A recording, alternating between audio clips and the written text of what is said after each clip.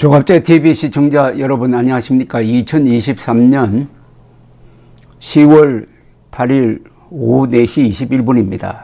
중동에서 전쟁이 나면은, 특히 이스라엘이 관계되는 전쟁이 나면은 해외에 있는 이스라엘 사람들은 서둘러 비행기표를 사가지고 이스라엘로 귀국을 해서 참전한다고 합니다. 그러나 중동에 있는 부자들은 비행기표를 사가지고 해외로 도망을 간다는 이야기가 전설처럼 전해지는데, 이번에 어제 하마스의 공격으로 이스라엘 군인, 민간인 합쳐가지고 한 300명이 죽고, 민간인들이 그리고 부녀자들이 인질로 가자 지역으로 끌려가는 그런 동영상이 생생히 보도되니까 격분한 해외 이스라엘 사람들이 서둘러 비행기표를 사가지고 이스라엘로 돌아가는 그런 흐름을 보이고 있다고 뉴욕타임스가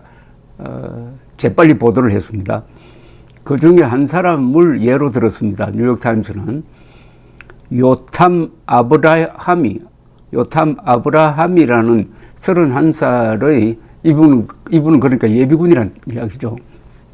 그 경문을 들었는데 미국에 살고 있습니다. 특히 뉴욕에 삽니다. 뉴욕에는 유대인들이 한 100만 명 이상 삽니다. 이스라엘을 빼고 유대인들이 가장 많은 동네가 뉴욕입니다. 이 뉴욕에 살던 아브라함이 씨는 비행기 표를 $2,000에 예매를 했다고 그럽니다. 그래갖고 원웨이 티켓으로 샀다고 그럽니다. 글로벌 컨설팅 회사인 딜로이트의 투자 및 컨설팅 분야에서 일하는 그는 부인과 7살 된 딸을 뉴욕에 두고 하마스와 전쟁을 시작한 이스라엘로 가기로 결심을 했다고 합니다.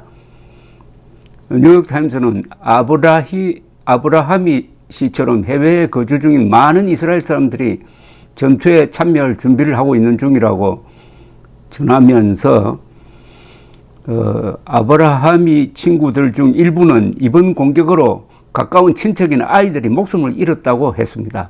아브라함이 씨는 전쟁터로 뛰어드는 내가 뭐 특별한 사람이 아니다, 보통 이스라엘 사람이라고 했습니다. 그래서 그는 전날 이제 이스라엘로 가면은 예비군에 복귀해가지고 전투 현장에 가야 하니까 필요한 물건을 준비하기 위해 부인과 함께 아웃도어 매장을 찾았다고 합니다. 그런데 이스라엘로 가는 항공편 중 일부가 취소되고 있습니다. 즉, 벤구리온, 이스라엘의 주된 국제공항인 벤구리온 공항으로 가는 항공편의 약 15%가 지금 취소되었습니다. 저도 몇 번 이스라엘에 입국을 해봤는데, 이스라엘에 입국할 때는 그 비행기 탑승할 때 특별히 이 보안검사를 합니다. 그거 진짜 한 서너 시간 걸립니다. 그리고 나올 때도 또 검사를 철저히 하게 합니다.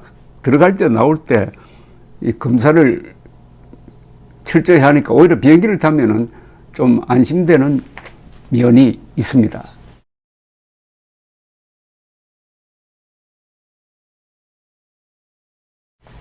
매년 UN 산하기구에서 발표하는 세계 행복도 조사라고 있습니다. 월드 해피니스 랭킹이라고 나오는데요. 올해 보니까 올해도 역시 이스라엘이 행복한 나라로 꼽혔습니다. 올해는 1위가 핀란드가 거의 매년 1위입니다. 2위가 덴마크, 3위가 아이슬란드, 4위가 이스라엘이고 5위가 네덜란드, 6위가 스웨덴, 7위가 노르웨이, 8위가 스위스, 9위가 룩셈부르크, 10위가 뉴질랜드. 그런데 한국은 57등입니다. 불행한 나라라고 보기는 힘들지만 불만이 많은 나라 랭킹에 들어가 있습니다. 비슷한 처지인 이스라엘과 한국인이 느끼는 행복도의 차이가 왜 이럴까요? 위험하게 사는 것은 마찬가지인데, 이스라엘 사람들은 최고로 행복한 사람 중에 들어가고, 한국은 불만이 많은 사람으로 꼽혀가지고 그렇게 행복하지 않다 이런 통계가 있다 이겁니다. 그런데 뭔가 이게 실마리가 있는 것 같아요. 여기 행복한 나라로 꼽힌 국가들을 가만히 한번 들여다보십시오. 덴마크, 아이슬란드, 스웨덴, 노르웨이는 이 호전적인 바이킹 국가입니다. 이 사람들은 8세기, 9세기, 14세기, 11세기 유럽을 그냥 막 흔든 나라입니다. 그리고 이스라엘과 스위스도 용감한 국민성이죠. 그러니까 호전적인 민족성을 가진 국가, 전쟁을 많이 해본 국가 사람들이 행복하다는 겁니다. 한국은 신라 고려까지는 아주 용감한 사람들이었는데 조선조가 열리면서 주자학을 받아들이면서 사대주의로 기울고 군대를 무시하다가 보니까 전쟁을 기피하는 그런 사람들이 되었습니다. 그러니까 불행하게 산다. 그러니까 불만이 많다. 이렇게 볼 수 있는 것 아닐까요? 그러니까 간단하게 이야기하면 전쟁을 피하지 않는 용감한 사람들은 행복하고 전쟁을 피하려고 하는 비굴한 사람들은 아무리 잘 살아도 불행하다 하는 이런 어떤 대원칙이 만들어지는 것 아닌가 하는 생각이 드는데, 이게 예컨대 8년 전에 발표된 통계도 마찬가지였습니다. 8년 전에 또 세계 행복도 랭킹, 그때는 158개국을 조사를 했는데 스위스가 1등, 아이슬란드 2등, 3등 덴마크, 4위 노르웨이, 캐나다가 5등, 핀란드 6등, 7등 네덜란드, 8등 스웨덴, 9등 뉴질랜드, 10등 호주, 11등 이스라엘이었습니다. 한국은 그때도 47등이었습니다. 자, 그런데 이 이스라엘 사람들이 그러면 원래부터 용감한 사람이냐? 그렇지 않습니다. 이스라엘 사람들이 곧 유대인 아니겠습니까? 유대인과 꼭 이스라엘 사람은 같은 건 아닙니다. 이스라엘 국적을 가진 사람 중에서는 아랍 사람들도 있습니다. 그러나 대부분이 이제 유대인이라고 본다면은 유대인은 전쟁을 잘 못하는 사람들입니다. 유대인은 머리가 좋고 학문에 예술에는 뛰어난데 단합을 해가지고 전쟁을 하는 그 민족성이 아니었습니다. 그러니까 2000년 동안 세계를 떠돌면서 그렇게 구박을 받았던 것입니다. 그러나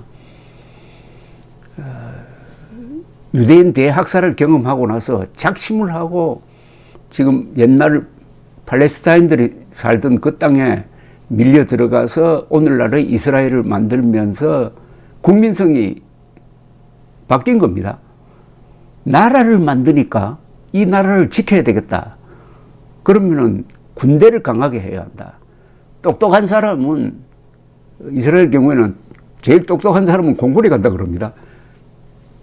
그 다음 정보기관에 간다고 그럽니다. 이렇게 해서 엘리트들이 군대 장교로 들어가고 압도적 다수인 아랍 사람들을 상대로 해가지고 4차례 큰 전쟁을 해가지고 이기고 또 절대로 외국 군대의 도움을 받지 않고 이렇게 이를 악물고 싸우는 과정에서 후천적으로 용감한 사람들이 된 거예요. 유대인들하고 이스라엘이 그렇게 다릅니다. 유대인들은 이스라엘 국적을 가지지 않는 유대인들은 용감하지는 않아요. 그러나 이스라엘 사람들은 이스라엘 국가가 있으니까 그 국가를 지키기 위해서 용감해졌다는 겁니다. 한국도 마찬가지입니다.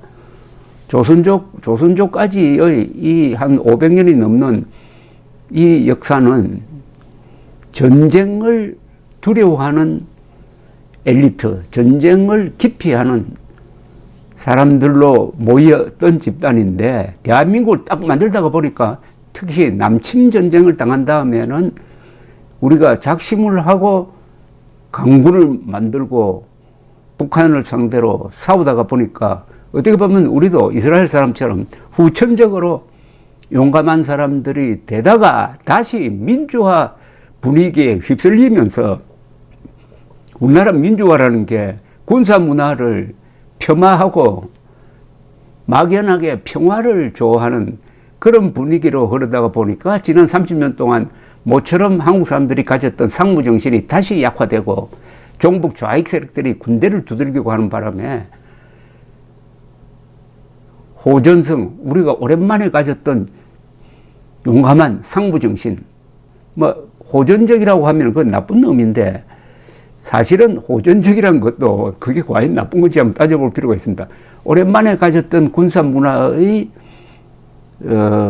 깃털이 다시 와르르 무너지고 있는 과정에서 지금 한국 사람들이 행복도 조사에서 이스라엘은 세계에서 4번째로 행복한데 한국은 57등밖에 안 된다. 이런 결과가 나온 겁니다. 여러 가지로 전쟁과 행복의 관계에 대해서 뭔가 생각할 점을 줍니다.